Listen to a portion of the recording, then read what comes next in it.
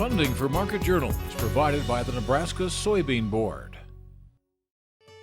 A diesel-powered engine on a farm works hard and operates in a grueling environment. Soy biodiesel fuels stand up to the challenge of powering farm equipment, but are also renewable and environmentally responsible as well. The Nebraska Soybean Board is committed to encouraging the use of soy biodiesel to protect the environment and sustain Nebraska's agriculture. The Nebraska Soybean Checkoff, growing opportunity from the ground up.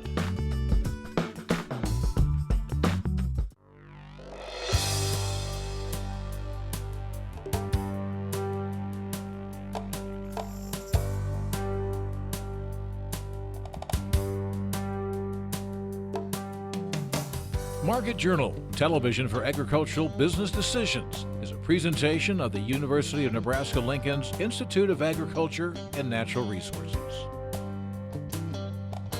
Promotional support is provided by the Nebraska Farmer Magazine, and major funding for Market Journal is provided by the Nebraska Soybean Board. The Soybean Checkoff, growing opportunity from the ground up. Welcome to this week's edition of Market Journal. I'm Jeff Wilkerson. On this episode, Darin Newsom recaps the USDA's estimates on grain stocks. Don Wilhite explains how changes in climate could affect Nebraska agriculture. Kate Brooks analyzes current inventories of cattle and hogs. And Al Dutcher gives his weekly weather forecast. Darin Newsom from DTN is our market analyst this week. The USDA Tuesday released its quarterly estimates on U.S. grain stocks. The agency totaled all old crop corn stocks at 1.24 billion bushels, up 50% from a year ago. It projected old crop soybean stocks at 92 million bushels, down 35% from September 1st, 2013. A day earlier in the weekly crop progress reports, we saw just how slowly the U.S. harvest has been going. All of the top 18 corn-producing states are lagging behind their 5-year averages for completion. Specifically, Nebraska is 9 points back in corn and 11 points behind its 5-year average in soybean harvest. We talked with Darin Thursday about price targets for selling the 2014 crop, basis numbers as harvest moves on, and his reaction to Tuesday's report. Usually the September 30th quarterly stocks numbers don't carry a lot of weight in the market, and this one, for the most part, was not out of line. The most interesting number I saw, and the one that I think will be remembered for years to come, was the soybean quarterly stocks number coming in at 92 million bushels. This is the first time USDA, at least in going back to the early 1970s, this is the first time USDA has gone below the 100 million bushel mark. Now, what's interesting about this is that for months now, the market has known stocks were tighter than what was being said in the USDA monthly supply and demand reports, yet USDA continued to adjust its residual use category into deeper negative numbers to maintain a bottom line in ending stocks. This time around, they couldn't do that. They reported what they found in the on stocks and on in stocks right now, or at the beginning of September, and it came out less than 100 million bushels. So the market reacted by rallying off its low, but by the end of the day, we were back near its lows. All the grains were under pressure, basically because nobody cares about quarterly stocks right now. Everyone's looking ahead towards what's expected to be record production in both corn and soybeans. Give me an idea of where we currently stand with both corn and soybean prices relative to the last 5 years or so. Yeah, if we look at both the December and November futures contracts in corn and beans, and if we look at DTN National Cash Indexes, which is the national cash average prices for those two markets, as we head into harvest, both of them are at or near the lowest price levels we've seen going back to the 2009 timeframe. So we're near those 5-year lows right now. Some markets are actually setting new 5-year lows. So we have been under pressure. The anticipation for this record production, record crops, rebuilding of stockpiles have the market going lower, testing these areas that we have not seen since 2009. From the harvest numbers that we're seeing so far, does it look like that big expectation of a harvest is going to pay off? From the early results, it looks like those high expectations of yields are going to probably come true. The thing is, as similar to what we saw in 2009, as we move through harvest here, if it continues to get delayed by big rain events and pushed back further and further, we may not know for quite some time what final yields actually were. We could continue to see adjustments. Maybe we start to take the top off of some of these markets. Maybe we start to see yield estimates coming down in both corn and soybeans. We won't know. But the early results certainly look like it confirms all of this talk that, weather was perfect, was able to produce this huge crop. Certainly looks like it could be confirming these ideas of record production. Where do you think basis numbers move both in corn and soybeans here over the next month? Over the last month, and what's interesting about not having any soybean stocks, we were scraping the bottom of the barrel, which is what we were finally told on Tuesday, is that soybean basis has collapsed in the face of new soybeans being harvested, making their way to port, will soon be on ships, heading elsewhere. Corn basis also has been coming down. So it looks like right now, basis has weakened. There's two different paths we could take here. If harvest starts to pick up momentum and we get closer to average, and weather really doesn't play much of a role, I would anticipate basis continuing to weaken a little bit, heading into our normal seasonal lows here over the fall. But however, if we see weather play a role and we really slam the door and we shut down soybean harvest in particular, bean basis may actually try to come back because of the sell-off that we've seen in the futures, how low the market is, farmers not willing to sell, and still a great deal of export demand, particularly from China. We could start to see basis begin to strengthen again. So I think a lot of it's going to have to do with weather. Weather backs off, lets harvest get going. I think basis could be weaker. If not, maybe soybean basis starts to firm. All right, here's the moneymaker then. When you bring in this crop of both corn and soybeans, do you have an idea of where you think farmers might want to start targeting sales? It's really difficult down here because, as we talked earlier, we're near 5-year lows and nobody really likes to sell in a hole. What we have to do is look at what the market's telling us. There's more carry as far as in other words, the price difference between contracts in the corn market than there is in soybeans. And that's saying if you've got the corn market hedged, if you've got sales already in place, use the carry to your advantage, roll them out, wait for some better opportunities. And the soybeans, without much carry in the future spread, saying the market needs your grain now, and now we know why, because there was no leftover stocks, to go ahead and sell it into the market. The problem is, again, the prices are so low. So I think everyone's going to sit back, and I think we're going to have to wait to see if the markets can rally. Maybe get 20, 30 cent rally in corn, maybe 30, 40, 50 cent rally in soybeans for whatever reason, possibly weather related, possibly because we've got more export demand than anticipated. I don't think anyone's going to be in a hurry right now. The last few years have been pretty good. I think everyone is going to sit back and wait for some better opportunities, say 30, 40, 60 days down the road. Well, I assume that nobody's going to be in a hurry for 2015 either, but do you have some maybe thoughts about, with this big crop coming in both corn and beans, what you should look for that 2015 crop? Yeah, I think the 2015 is going to start to get interesting because the early talk is that we're going to see another round of switching of acres or moving of acres from corn to soybeans, that corn could lose more ground. So what it sets up is this potential rally similar to what we saw in 2014, this spring rally in the corn market. Now with soybeans, I think it's going to be difficult to get 2015 to rally very much. Not only are we going to be dealing with the potential record crop here in the United States, South America's next crop is also supposed to be record large. And so if we start to combine those, by the time we get into late fall, early winter, we could be looking at huge world supplies available, really keeping a lid on potential rallies in beans. So I don't think we're going to be we can't be quite as picky in soybeans, but we may have some time, we may have some more potential in the 2015 corn market. The October crop report is next Friday. What are your expectations going into it? Usually in the October report, that's where we see some acreage revisions. And this is one of the ways that we could take a little bit of the top out of the corn market. Let's say we back off corn acres by 1 million, harvested acres, planted acres. We bring the whole package down by about 1 million.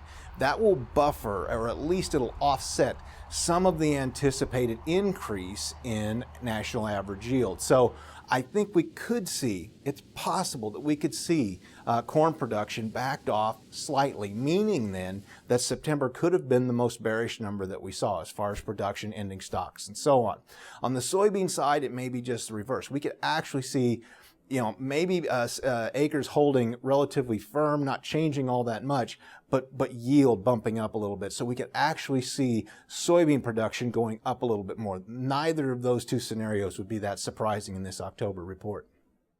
The USDA is scheduled to release its next crop report Friday, October 10th at 11 a.m. Central Time. Next week, University of Missouri Extension economist Ron Plain will join us to look at hog markets. Over the last week, you may have read or heard about a recent lecture held on UNL's Innovation Campus. The discussion centered around a new report on climate change and its impact on the state of Nebraska. Commissioned by UNL's Institute of Agriculture and Natural Resources, the report projects a climate that could dramatically affect agriculture here by the end of the century. Don Wilhite, one of the report's researching authors, joined us earlier this week to discuss the study's findings, starting with how the climate has already changed in Nebraska. Climate has changed in the past, and more recently, we've noticed about a 1 degree increase in temperature since 1895. That doesn't really capture the true significance of the change, because a lot of the changes that we've seen have been, say, since 1970, where we've seen increasing temperatures, increasing length of the frost-free season. We're seeing changes in the plant hardiness zone as these move northward, warmer temperatures and so on. We're also seeing changes in high temperature stress days. This is projected to continue on into the future, and so there are some pretty scary issues here and challenges that all Nebraskans are going to face in the future. Why has it accelerated so rapidly, and why do you expect it to continue to do so? Well, the increasing emissions of greenhouse gases, particularly CO2 is the one you hear the most about. This is increasing at an increasing rate. And so we've gone from about 280 parts per million in the atmosphere in the pre-industrial revolution period to, in May of 2014, we hit 402 parts per million. And so this is increasing at about 2 to 2.5 parts per million per year. And we haven't seen anything like this in at least the last 650,000 years. And there's a direct correlation between the concentrations of greenhouse gases in the atmosphere and global temperature. Right. We hear a lot about GHGs, we talk a lot about them, but why are they so bad? How does it affect climate so much? Well, they make up a very small portion of the atmospheric composition. Most of the atmosphere is made up of nitrogen and oxygen. But you have this small, about 1% of carbon dioxide, methane, nitrous oxide, water vapor, and so on, that these serve as the heat regulators for the climate. So the incoming shortwave solar radiation that we receive from the sun, the atmosphere is relatively transparent to that. But once it's absorbed by the Earth and then re-emitted into the atmosphere, it's re-emitted as infrared, long-wave radiation. And these greenhouse gases essentially trap that heat in the atmosphere and slow its emission back into space. And so if you increase the concentration of these greenhouse gases in the atmosphere, you increase the heat trapping capacity of the atmosphere, therefore you're altering the heat balance of the Earth. And that's what happens. So the more we put these greenhouse gases into the atmosphere, the more increase in temperature and all the other related climate changes we're going to see. As you project to 2100, how do you expect Nebraska's climate to further change? Well, the projections for the future, and this is taken largely from the National Climate Assessment Report that was published in May of this year, projects that if you look at the sort of business as usual scenario, which is the path that we're on right now, we're looking at increase in average temperatures in Nebraska of 8 to 9 degrees. Because we don't completely understand the climate system, it may be less, but it also could be more, so that's an issue. We're looking at a tremendous increase in the number of high temperature stress days. So these are days over 100 degrees Fahrenheit. If one reflects back on the drought of 2012, for example, Lincoln on average records about 5 days over 100 degrees on an average summer. In 2012 we had 17. McCook generally averages around 10 to 11 days over 100 degrees. In 2012, they had 37 days over 100 degrees. So if we look at these projections in high temperature stress days and we compare them to 2012, we could be looking at 2012 to become kind of the average summer in Nebraska in terms of temperatures. This is a pretty scary picture because it creates all kinds of stress, not just on the natural environment, but obviously on agriculture, on livestock heat stress, all evaporative demand, and it just runs across so many different sectors.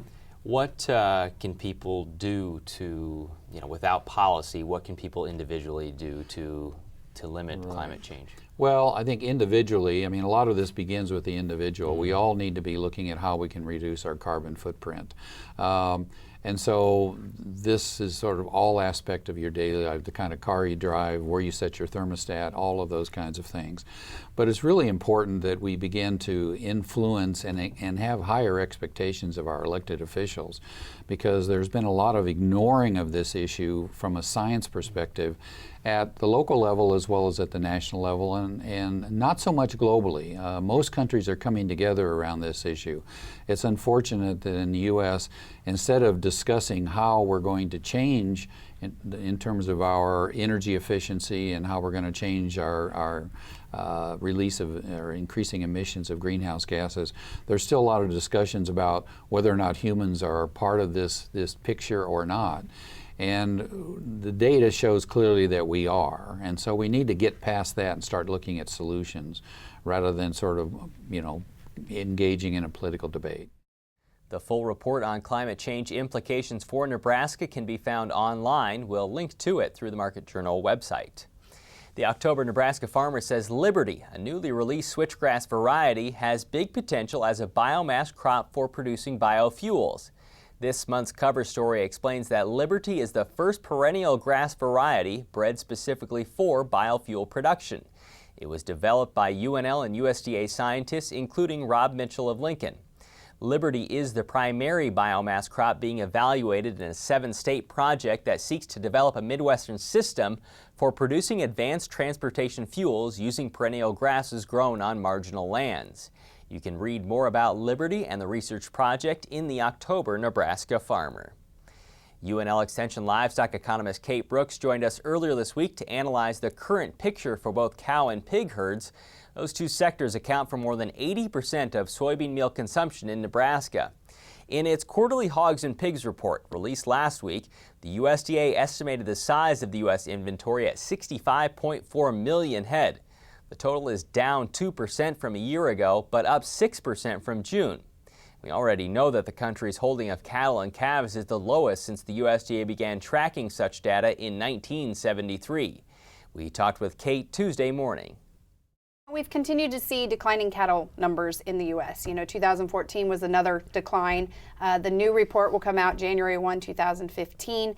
We're hoping to see maybe some steadying of that herd, maybe slight increases in the cow herd. If we look at slaughter numbers, heifer and cow slaughter numbers in particular, we're starting to see a decline in those year over year. And so hopefully that's a sign of some indication that we're starting to rebuild this cow herd. Are there any notable trends in the monthly cattle on feed reports? So if we look at September cattle on feed numbers, we're actually seeing the 25th consecutive month where numbers were below year-ago levels for September.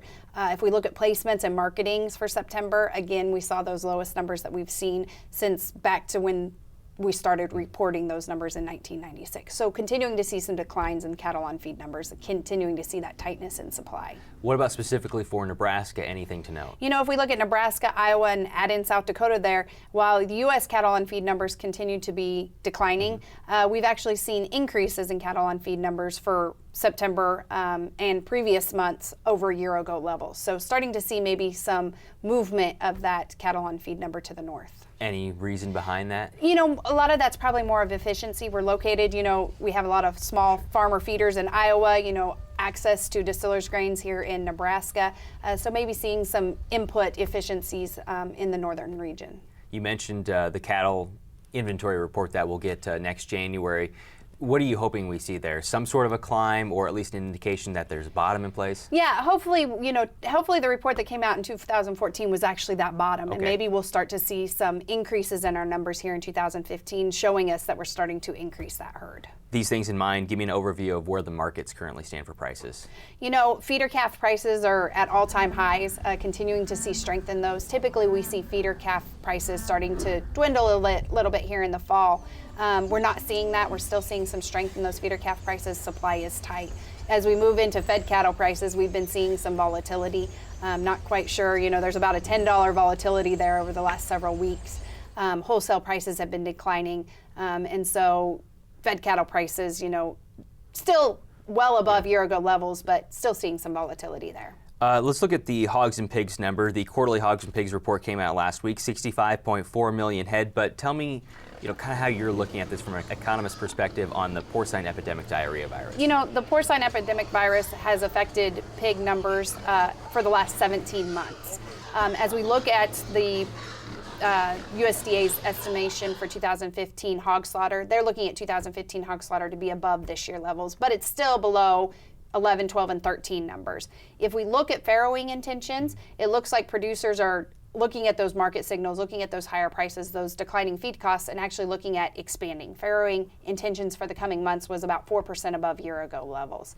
PED is going to be a big indication as whether or not we can continue to grow the pig herd and increase production in the coming months to next year. But it looks like producers are willing to do so. It appears that they're taking those market signals and at least trying to minimize the PED effects. Okay, so cattle and hogs, let's talk about meat prices. In beef, pork, chicken, do they indicate that those prices will remain high? We've continued to see increases, especially in pork and beef in the last several months. Maybe some not necessarily as big of increases in chicken, some sustaining of those prices there. As we go forward, beef, again, we're still short supply. There's nothing we can do there in the immediate factor, so probably continuing to see record prices on the beef side. Pork, if they can minimize some of the effects of PED and start to ramp up production, we might see some maintenance of that price going forward. But again, we're in tight supply in all meat products, so probably continue to see some high prices there. As we mentioned earlier, Ron Plain will join us next week to further analyze the USDA's quarterly hogs and pigs report. Now with this week's weather forecast, here's UNL Extension State climatologist Al Dutcher. Well, folks, here again for the weekly forecast. Of course, the big news this last week was that upper air low that moved from the Central Rockies into the Great Lakes region, pretty much as forecasted. The one thing it didn't forecast was the excessive amount of moisture that fell with this system. Although totals were aggressive last week, 1.5 inches to 2 inches in the Panhandle, that pretty much come to fruition with the precipitation on Monday and Tuesday. Basically, totals come in the 1.5 to 3 inches across most of the Panhandle. Then as that system redeveloped across the northern plains, we've seen thunderstorms breaking out from south central Nebraska up through east central Nebraska. And unfortunately, the system stalled, so we had a training effect, and a big, large area of 3 to 8 inch rainfall totals were very common from here even up to Omaha. Heaviest precipitation totals basically from Wilbur up to Lincoln. Biggest 24-hour totals that I could find from the NE Rain Network was 7.15 inches, and I believe that was just about 4 miles northwest of Lincoln. But most everybody in the Lincoln area was in the area of 4.5 to 7.5 inches of rainfall. Many of those were unofficial, but pretty much was verified by radar. Now that system has progressed toward the Great Lakes. Everybody really did get some precipitation, but the heaviest, of course, was on the extreme ends of the state. And that does create some problems in terms of dryness, meaning that it's going to be a little bit difficult for a few days for producers to get out there and do some crop harvesting. But there is some drier weather toward the middle of next week before we start paying attention to the potential for another system to be working its way in late next week, and more importantly, a more robust system moving in late next week, and that could once again bring some significant significant harvest delay issues to the forefront. So let's take a look at the upper air models and see what we have forecasted for this week. Here's that upper air low. It's sitting over the Great Lakes, so if you're going to East Lansing, it's going to be a very cool, cloudy, and possibly rainy day. But here in Nebraska, of course, we had this cold air moving in yesterday, and that brought frost conditions and freeze across much of the northern plains, including Nebraska. That is expected to shift toward the east as we go through the next 24 hours. So for today, we're looking at fairly sunny skies, but it's going to be a nice cool day across the vast majority of the state. And then as we go into tomorrow, that trough will broaden out a little bit, and it may actually push a little bit of cloud cover into extreme northeastern Nebraska. I don't think we're going to see any sprinkles with this, but wouldn't be surprised if a few drops fall, but nothing that's going to cause any problems. Now, as we go into Monday, that system kind of pivots a little bit farther toward the west, and another piece of energy rotates around it. And there is a decent shot that we will see some scattered light precipitation across extreme northeastern Nebraska, but for the majority of the state, we're going to remain clear. In fact, in western Nebraska, we're going to be pushing up close to the 70 to 75 degree range. And more importantly, as we go into Tuesday, this trough starts lifting toward the northeast, and the ridge starts building in, and that's going to bring some nice warm weather into western Nebraska, good harvest activity weather. We'll be looking at 75 to 80 degrees, very common. Across the east, we're going to be looking at northeast about the upper 60s, and then we'll be looking at possibly the mid 70s as we get down into southeastern Nebraska. Now, as we go into Wednesday, we'll see that trough lifts out and we start to get a zonal flow, and there is an area of low pressure that's expected to develop along the surface in west central Kansas and start lifting a warm front to our region. So there is a possibility late in the day that we'll see some light scattered precipitation breaking out in southeast Nebraska, and during the overnight hours, we may see more widespread precipitation, particularly across the northern part of the state. By the time we get on Thursday, we see another reinforcing trough moving across, very weak, but in combination with that surface low, we have the potential to generate some precipitation across eastern Nebraska. More importantly, the heaviest, if it's going to occur, will be in southeast Nebraska.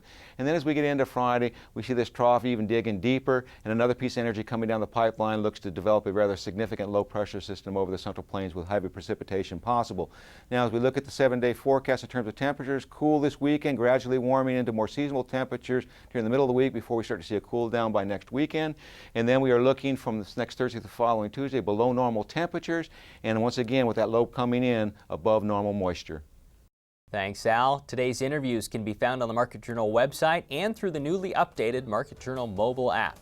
Those include information on corn and soybean markets, climate change in Nebraska, current inventories of cattle and hogs, as well as Al's weekly weather forecast. Next week, Ron Plain will be our marketing analyst, and Roger Elmore will talk about the use of cover crops. Until then, thanks for watching. I'm Jeff Wilkerson. We'll see you next week. Join Market Journal online at marketjournal.unl.edu. You can also follow us on Facebook and Twitter. Promotional support is provided by the Nebraska Farmer Magazine. Funding for Market Journal is provided by the Nebraska Soybean Board. The Soybean Checkoff, growing opportunity from the ground up.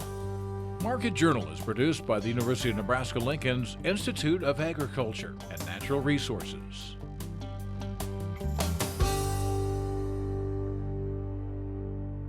Funding for Market Journal is provided by the Nebraska Soybean Board.